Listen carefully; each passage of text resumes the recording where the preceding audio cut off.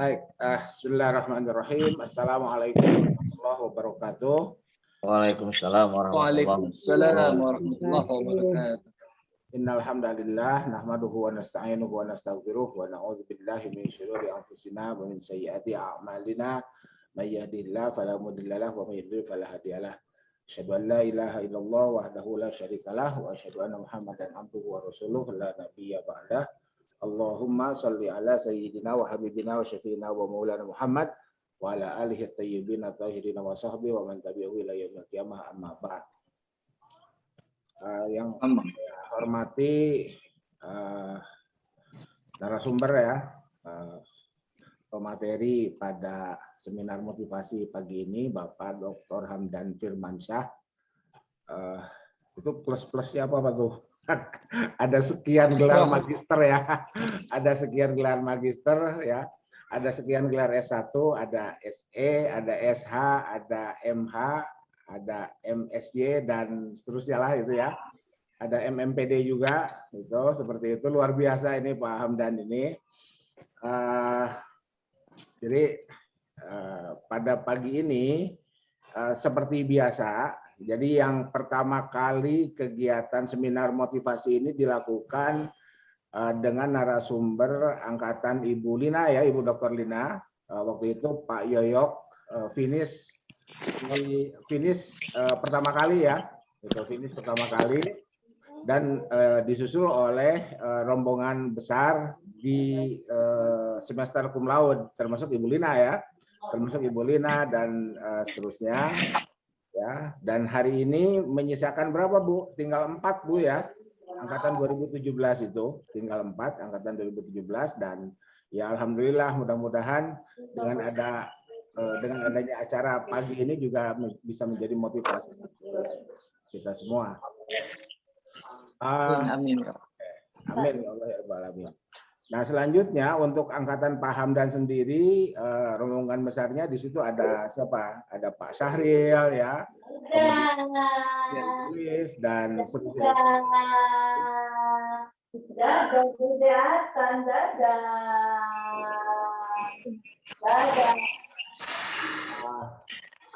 Banyak juga yang juga termotivasi ya. Termotivasi atau terprovokasi? Terprovokasi. Gitu ya. Istilah ya itu istilah yang interchangeable ya, saya sering menggunakannya secara bergantian. Apakah termotivasi atau terprovokasi, positif lah ya. Mungkin kalau provokasi konotasinya negatif ya mungkin kita harus tambahkan terprovokasi positif.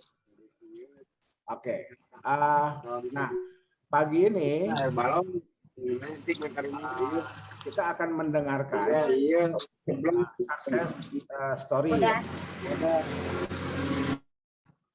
success story dari Pak Hamdan dan saya juga berharap kawan-kawan yang lain juga bisa berkontribusi lah ya, bisa menyampaikan success story-nya bagaimana bisa meraih doktor dalam waktu yang relatif awal. Saya tidak menyebut relatif cepat ya, karena memang batasnya di situ. Ya, batasnya itu di 6 semester sesuai dengan SNPT ya, sesuai dengan SNPT dan batas paling akhir itu adalah 14 semester. Gitu. Jadi kalau ternyata batas awalnya adalah 6 semester atau 3 tahun, ya, itu kenapa tidak kita raih itu. Jadi dan bahkan sebelum ada peraturan itu di beberapa angkatan sebelumnya itu ada yang kurang dari 3 tahun dan rekornya masih dipegang oleh Bapak Dr. Ramdan Fauzi. Bapak Dr. Ramdan Fauzi itu adalah dosen Unisba dan itu rekor tercepat dan termuda 27 tahun kalau tidak salah waktu itu ya, 27 tahun sekian bulan dan sampai sekarang belum ada yang memecahkan rekor dari aspek usia itu ya, dari aspek usia.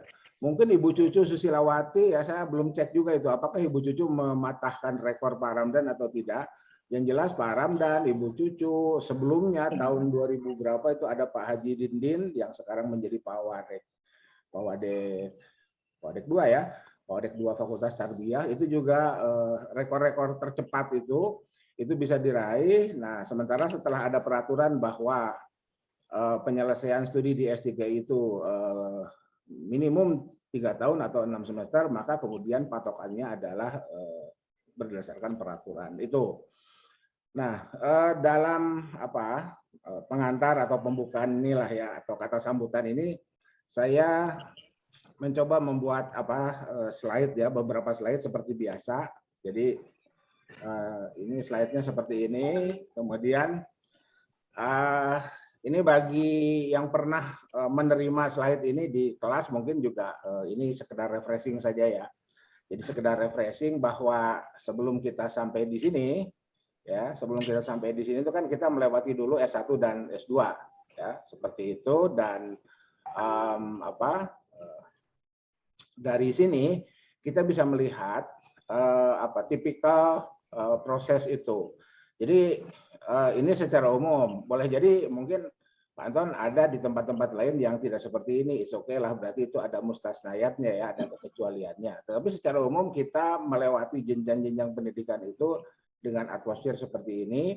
Waktu kita kuliah, waktu kita di S1, maka proporsi kuliah itu jauh lebih besar dibanding risetnya. Ya, sementara untuk S2 boleh jadi 50-50 lah ya.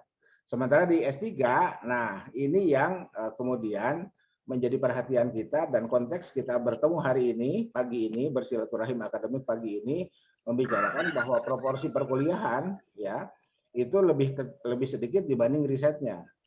Nah, itu ditandai juga dengan proses proses poin-poin yang harus dilewati, mulai dari perwalian, kemudian ujian komprehensif, bimbingan bersama, ujian progres, kemudian ujian tertutup dan ujian terbuka. Yang semuanya itu sebetulnya tetap dalam tetap dalam payung penyempurnaan riset sebetulnya ya.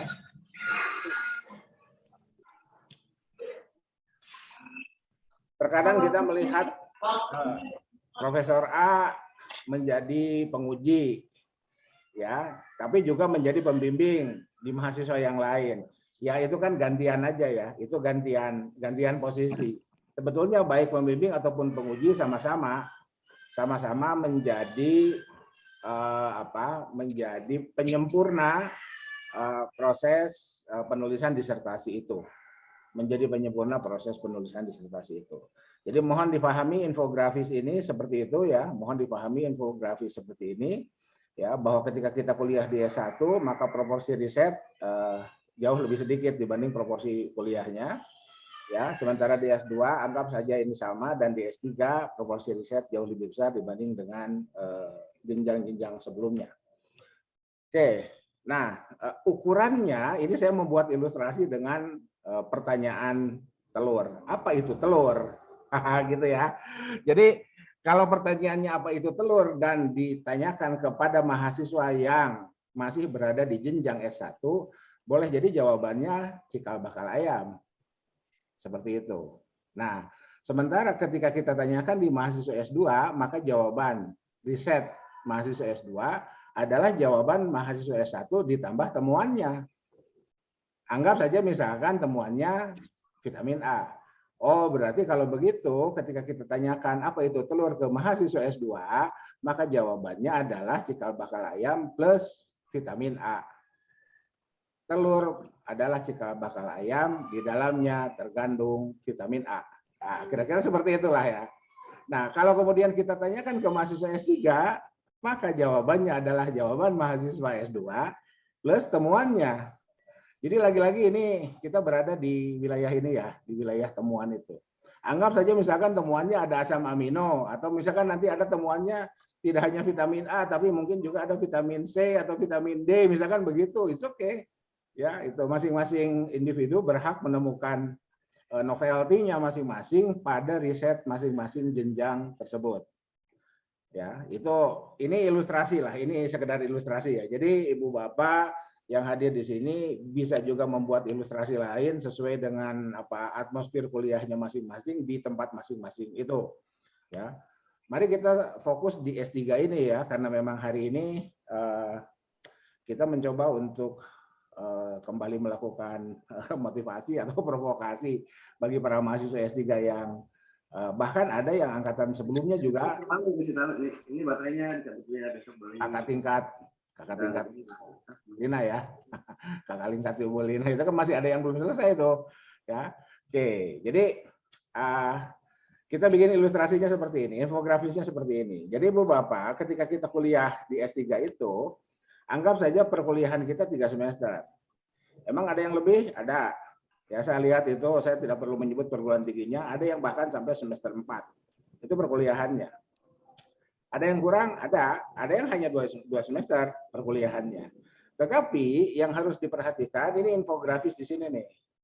Jadi meskipun kita kuliah itu dari semester 1 ini, tetapi ini proporsi riset, ini ya yang biru agak tua ini kan sebetulnya sudah harus ada.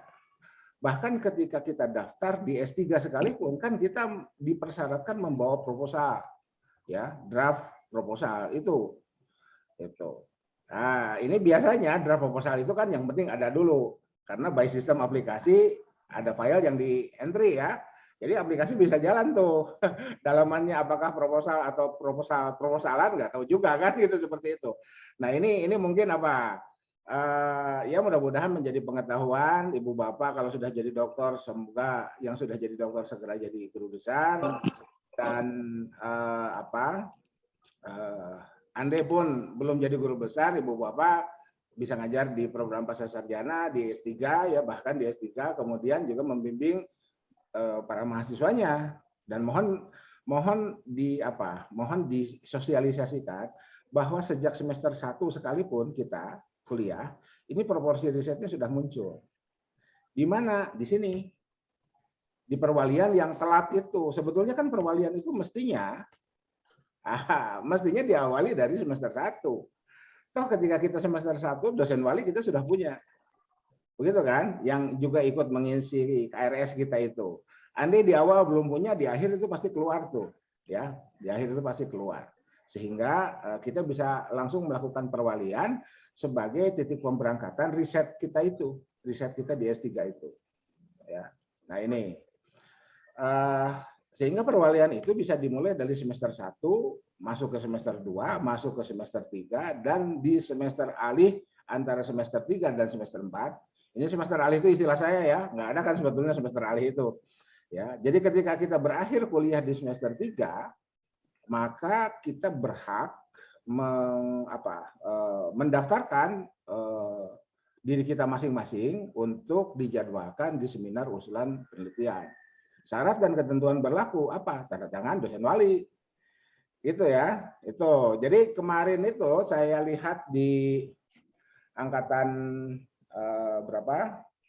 Yang kemarin sempat luring itu, saya nggak tahu nih ada yang masuk atau tidak ya. Ternyata pas dicek ke admin pasca itu sudah ada. Ya, sudah ada. Pendaftaran sudah dibuka pendaftaran. Saya bilang tuh kan saya belum kering bicara. Saya sampaikan di pertemuan terakhir mata kuliah ekonomi pembangunan dan perencanaan itu, di pertemuan terakhir saya sampaikan, segeralah daftar SUP. Jadi ketika saya mengatakan segera daftar SUP itu, asumsinya perwalian sudah selesai. Atau paling tidak perwalian sudah dimulai dan dosen wali sudah bersedia untuk menandatangani proposal kita. Sehingga perwalian itu mestinya berakhir di sini, di awal semester 4. Jadi di awal semester 4 itu perwalian itu sudah berakhir. Ya, perwalian dalam konteks penandatanganan proposal penelitian untuk kemudian diajukan ke sidang atau seminar usulan penelitian dan dilakukanlah ujian komprehensif. Ibu Bapak dinyatakan lulus dalam ujian komprehensif, setahu saya di program S3 dimanapun, maka ketika mahasiswa S3 dinyatakan lulus dalam ujian komprehensif, berhak mencantumkan sekian huruf di awal namanya. DR titik dalam kurung CAN. Berapa tuh? DR titik CAN. 6 ya? Nah, kandidat doktor. Itu sah. Itu sah itu ya. Jadi sejak semester 4, Ibu Bapak para mahasiswa S3 itu yang sudah lulus ujian komprehensif ya, Di program S3 manapun setahu saya, termasuk waktu saya di Unpad kemarin juga sama, ya, lulus ujian komprehensif maka diperkenankan mencantumkan huruf-huruf motivasi itu ya, huruf-huruf motivasi agar segera dalam kurung CAN-nya segera hilang gitu ya. Artinya agar segera promosi gitu. Itu seperti itu. Jadi mohon dipastikan ini bagi para mahasiswa yang sekarang baru masuk semester 4, segeralah SUP dan segeralah kompre. Ya. Jadi kompre itu, ujian kompre itu baru bisa dilakukan ketika draft naskah disertasi selesai sampai bab 5. Draft ya, mohon diingat, draft itu seperti itu. Dan selesai semester 4, ujian kompre selesai,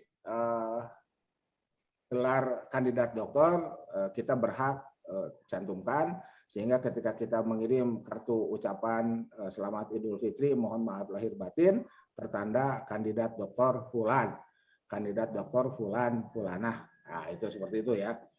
Seperti itu.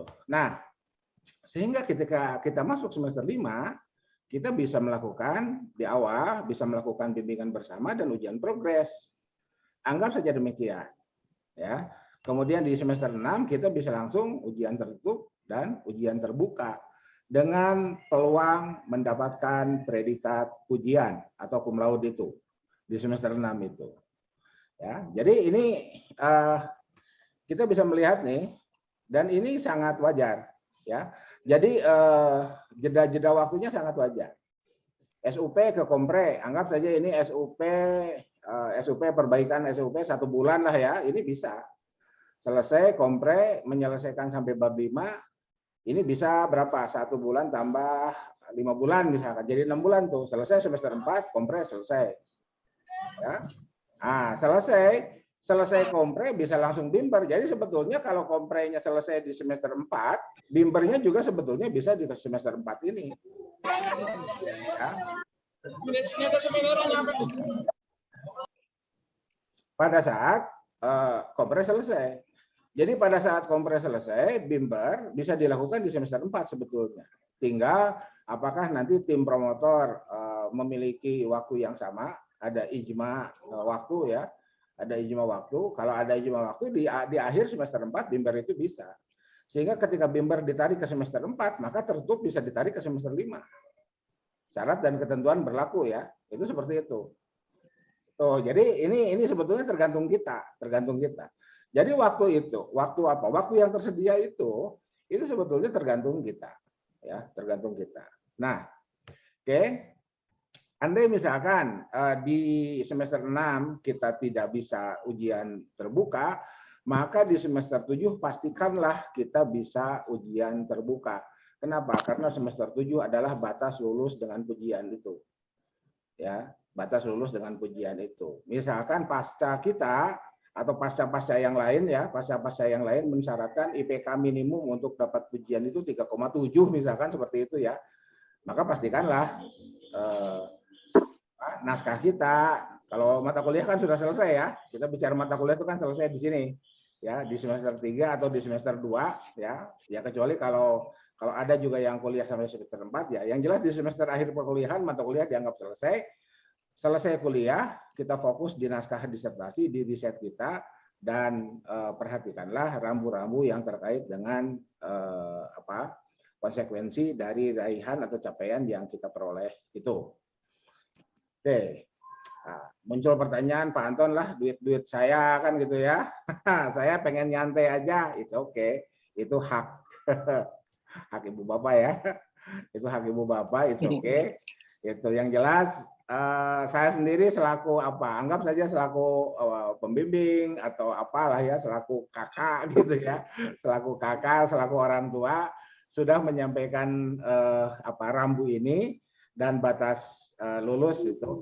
Jadi Bu Bapak mohon yang S3-nya tidak di UIN Bandung ya, ini karena link Zoom ini juga di-share ke siapapun yang ada di NKRI ini dari Sabang sampai Merauke ya. Batas lulusnya itu kan biasanya ini ditentukan oleh pasca masing-masing.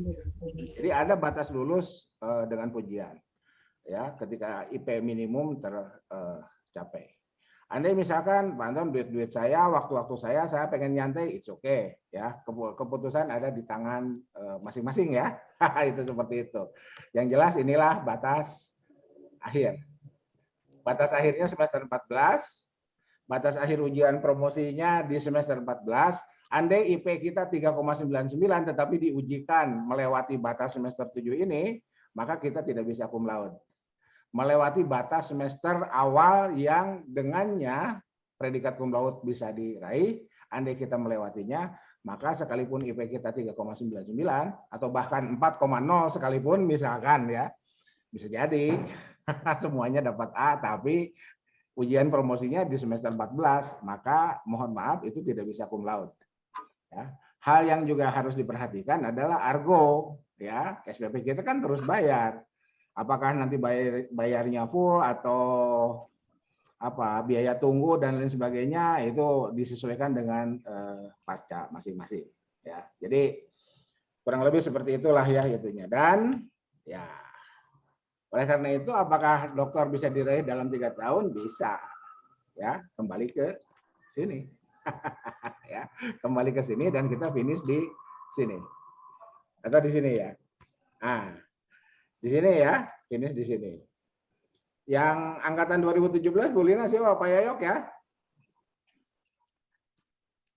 Itu Pak Yoyok itu angkatan 2017 yang finish pertama kali di angkatan 2018 ini Pak Hamdan dan kawan-kawan ada yang selesai di itu. Jadi tidak bayar lagi. Jadi argo untuk semester 7 tidak muncul ya. Argo untuk semester 7 tidak muncul. Andai pun muncul batas cum laude-nya tetap diraih. Oke, jadi mungkin sekedar pengantar lah ya, sekedar pengantar. Nanti hal-hal teknis, dinamika, romantika atau apapun ya, endurance, ketahanan mendengarkan saran dari promotor sampai dengan ujian progres dan ketahanan menghadapi tim oponen di ujian tertutup dan terbuka itu kita akan dengarkan langsung dari Pak Hamdan Firmansyah ini ya. Saya ucapkan juga terima kasih atas kesediaannya Pak Hamdan untuk bisa berbagi dan ini andai didengar juga oleh angkatan 2019. Nanti saya akan meminta angkatan 2019 yang selesai di paling lambat semester 7 itu untuk juga berbagi pengalamannya agar didengar oleh angkatan 2020 dan angkatan 2021.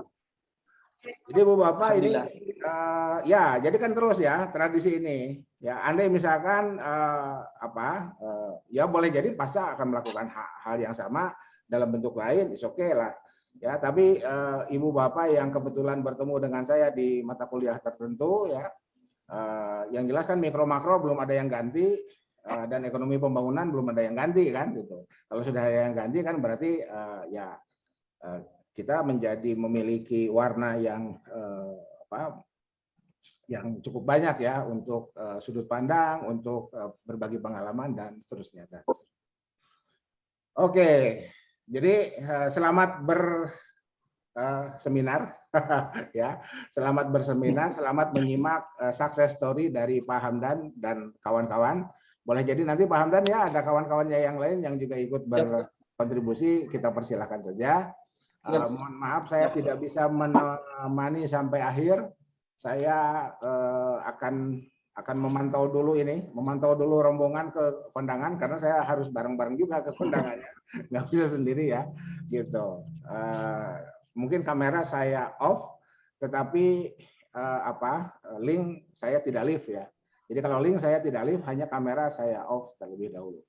Selamat berseminar, tetap semangat, tetap optimis. Subhanakallahumma wa bihamdika asyhadu an la ilaha illa anta billahi taufiq wal hidayah billahi fi sabilil haq nasrun minallah wa tunqarib wa basyiril mu'minin wallahul muwafiq ila aqwamit thoriq.